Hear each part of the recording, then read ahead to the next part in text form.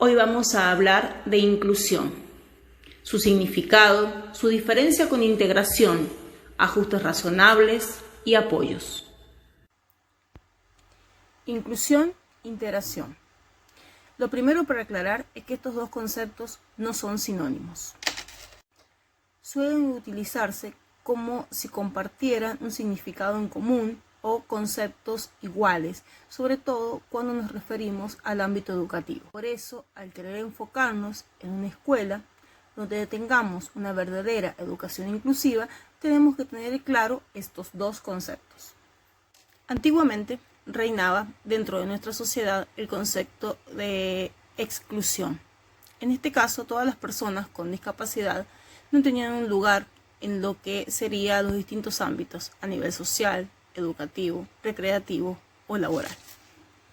Posteriormente pasamos a lo que se llamaba segregación, este concepto de segregación, donde quizás se tenían algunos conceptos un poco más claros, pero no por ello le daban el lugar que se correspondía. En ese momento, los alumnos con discapacidad se les llamaba personas o alumnos con necesidades educativas especiales. Estos alumnos con necesidades educativas especiales solamente podían, al parecer, relacionarse con otras personas que tenían sus mismas características y siempre incluidas dentro de lo que serían las escuelas de educación especial y nunca fuera de ellas. Y es como paso a paso llegamos a este concepto de integración, donde los alumnos con discapacidades podían integrarse en las escuelas comunes, pero siempre ser ellos los que se adapten a las actividades ya establecidas anteriormente por estas instituciones. El concepto quizás estaba un poco más adaptado, pero esto no permitía que las personas pudieran tener el derecho que como tal merecían para tener las mismas posibilidades de igual manera que el resto de las personas, ya sea a nivel educativo, a nivel laboral, a nivel recreativo, a nivel social. Pero la integración no es un concepto menor, porque fue el gran paso, sí, que tuvimos que tener para poder llegar al concepto de inclusión. A pesar de los años, aún este concepto de inclusión para una gran parte de la sociedad parecería como tal un concepto un poco utópico, inalcanzable. Pero en realidad no debería ser así, sino que ya lo deberíamos tomar con una normalidad dentro de lo que es la sociedad. Una de las primeras cosas para aclarar dentro de este concepto de inclusión es que la inclusión es una manera de crear espacios desde su origen para que todas estas personas que tienen algún tipo de discapacidad puedan ser incluidas dentro de la sociedad a nivel educativo, a nivel laboral, a nivel recreativo, entre otros. Es decir, entonces, que todas las personas con discapacidad tienen derechos al igual que el resto de las personas. Tienen el mismo derecho de ser partícipes de cada una de las actividades que brinde nuestra sociedad. Para dejar entonces un poco más claro estos dos conceptos y esta diferencia de entre integración versus inclusión, vamos a resumirlo en estos 8 conceptos claros. Primero, la inclusión no solo se centra en el diagnóstico o la discapacidad de la persona, sino que se centra básicamente en sus capacidades. La inclusión no solamente está dirigida a la educación especial, grave error pensar así, sino que está dirigida a toda la educación en general. Tercero, la educación inclusiva se basa en el aula, no solamente en la adaptación del alumno al aula, como lo hacía antiguamente la integración. La inclusión no supone cambios superficiales en el sistema, sino, por el contrario, transformaciones reales que no solamente se limitan a lo que hace a la infraestructura de las instituciones educativas, a los espacios a nivel edilicio, sino también a lo que hace referencia a la preparación, al perfeccionamiento del docente, de los directivos y de todos los miembros que están implicados dentro de lo que es una institución educativa.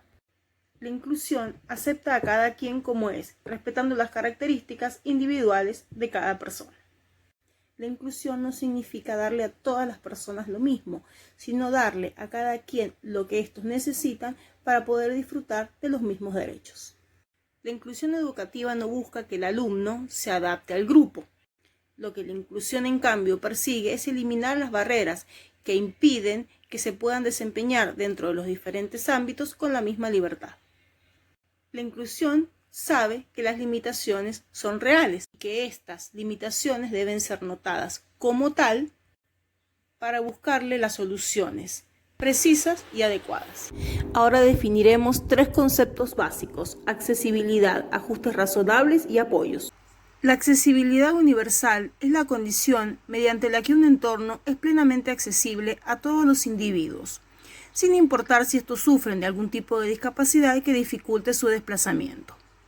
En otras palabras, todos los entornos, bienes, productos y servicios, no solamente los entornos físicos, deben poder ser utilizados por todas las personas de forma autónoma, garantizando que todas las personas con discapacidad no deban tener que suspender sus actividades por algún tipo de problema de accesibilidad.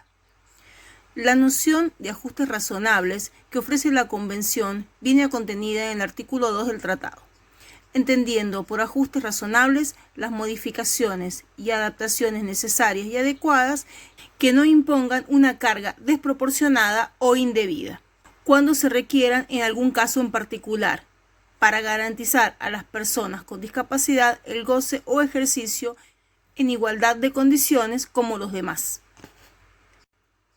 El mismo artículo reconoce otra dimensión de los ajustes razonables, a saber, y es que la denegación de realizar ajustes razonables implica una forma de discriminación contra las personas con discapacidad.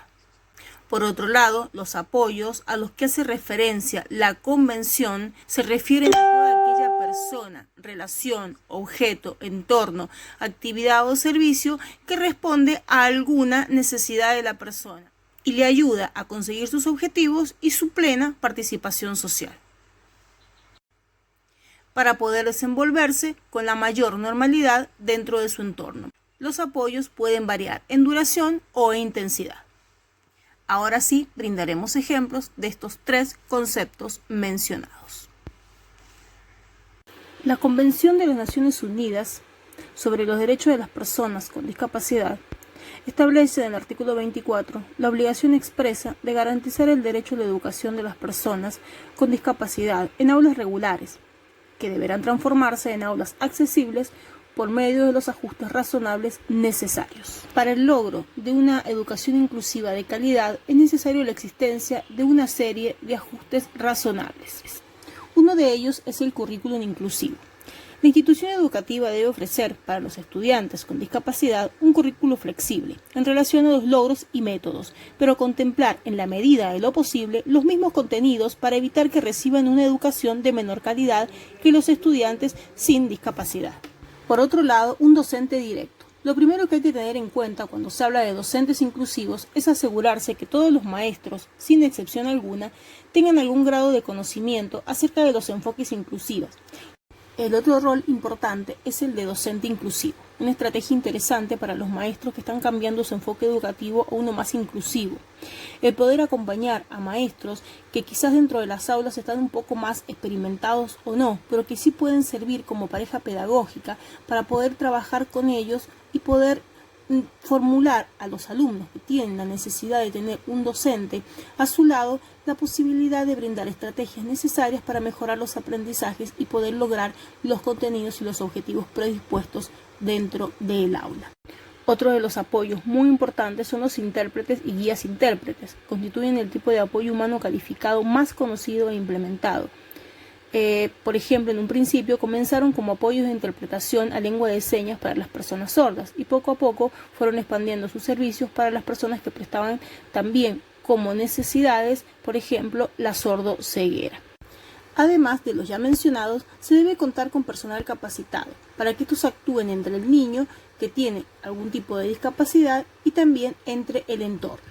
En este caso podemos contar con los asistentes celadores para alumnos con discapacidad, puede ser motora u de otras características, en las diferentes modalidades y niveles del sistema educativo.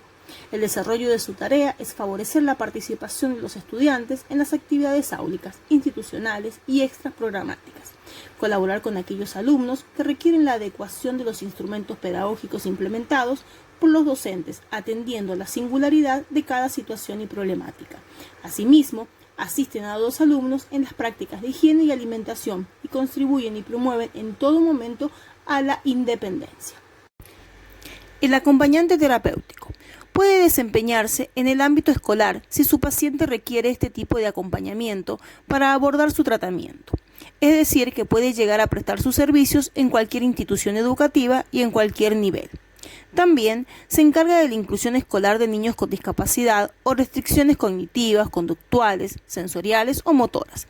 Este rol consiste en vincular al niño con sus pares, trabajar en el desarrollo de sus potenciales, detectar y fortalecer ciertos aspectos como la atención sostenida y aumentar los niveles de tolerancia frente a situaciones frustrantes o engorrosas. Como podemos ver, el acompañamiento terapéutico en la escuela pretende no solo ayudar al niño a que establezca vínculo con sus pares, sino también a que cumpla con todas las actividades, propuestas y consignas que hacen los docentes a fin de lograr el mejor nivel de desarrollo y adaptación posible. Cuando hacemos referencia a discapacidad y a educación inclusiva, no podemos dejar de mencionar dos pilares fundamentales, que son la familia y el trabajo interdisciplinario. Y es que sin duda el rol de la familia es clave en la inclusión educativa de los niños y niñas con discapacidad. Son los familiares quienes activan el proceso cuando la familia conoce el derecho que tiene su hijo a ingresar al sistema educativo y entiende que éste tiene un papel dentro de la sociedad. Se convierte en aliada de las instituciones educativas y el proceso del estudiante es exitoso. La familia cumple un papel fundamental en la rehabilitación.